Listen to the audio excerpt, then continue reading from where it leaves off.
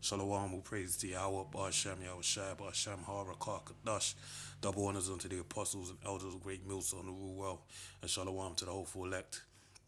This is a biblical commentary of Joshua, the 17th chapter, and it reads, There was also a lot for the tribe of Manasseh, for he was the firstborn of Joseph, to wit, for Machir, the firstborn of Manasseh, the father of Gilead, because he was a man of war. Therefore, he had Gilead and Bashan.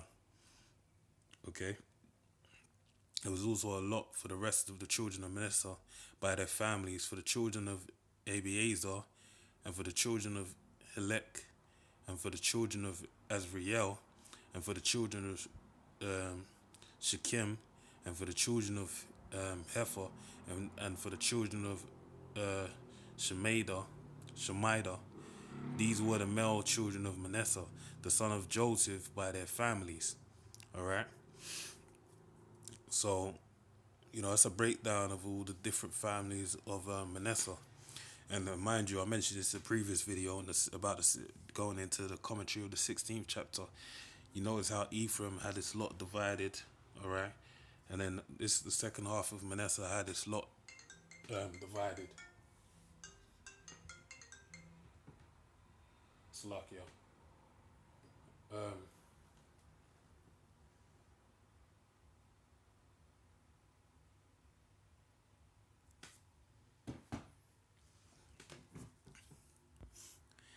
so reading on, it says, But Zelophehad, the son of Hepher, the son of Gilead, the son of Machir, the son of Manasseh, had no sons but daughters.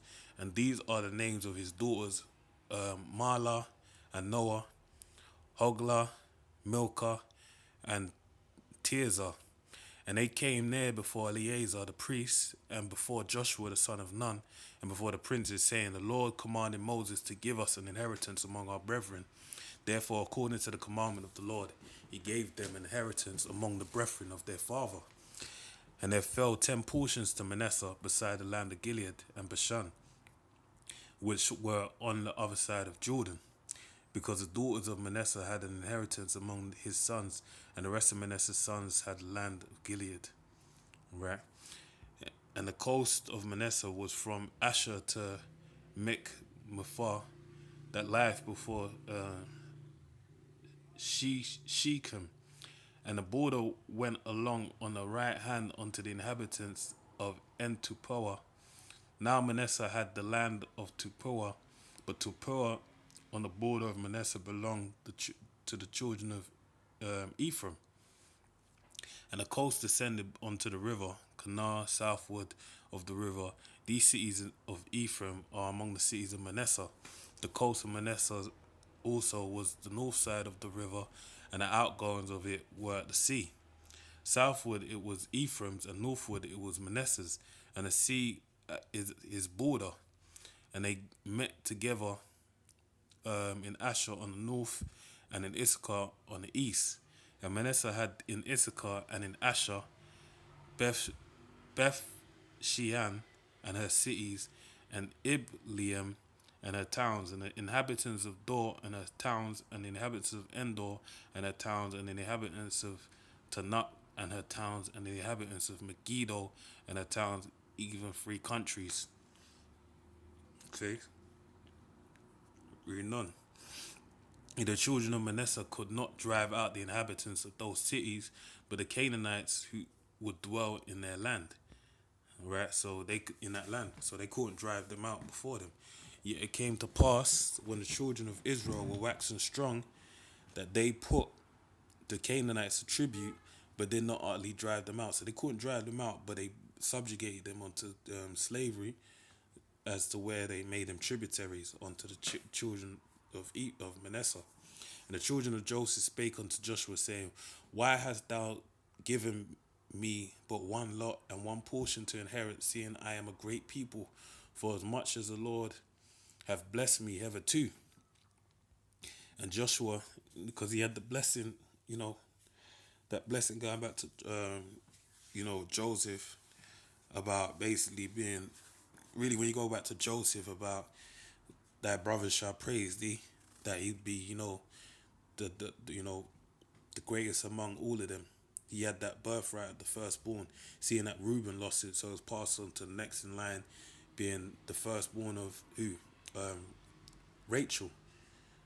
And that fell upon, it would have been Manasseh, but really it trickled down through Jacob being blessing the two sons to Ephraim.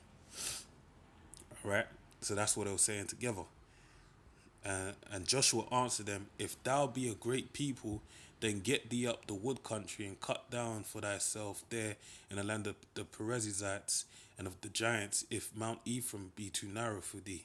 So Joshua, like I said in the previous video, he was an Ephraimite himself, but he said, look man, if you're great, go up there to that land and go and conquer the people that's there and you can have that. All right? He weren't gonna jump out of his skin to make it easy for them. He said, look, if you want that, go get. All right. He basically gave them a go ahead. And the children of Joseph said, the hill is not enough for us, and all the Canaanites that dwell in that land in the valley have chariots of iron, both they who are of Beth Shean and her towns, and they who are of the valley of Jezreel. And Joshua spake unto the house of Joseph, and even to Ephraim and to Manasseh, saying, Thou art a great people and hast great power. Thou shalt not have one lot only, but the mountain shall be thine. For it is a wood, and thou shalt cut it down, and the outgoings of it shall be thine. For thou shalt drive out the Canaanites, though they have your iron chariots, and though they be very strong. So look, really, Joshua is a great leader. What he did is he gave them words of exhortation when they lacked faith. He said, "Look, man, don't worry about them iron chariots. You're going to look from when I said go and take that land. You should have just said come."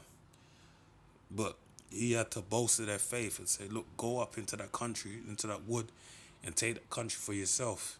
All right, drive them out. All right." So with that, I pray you're edified. Shalom.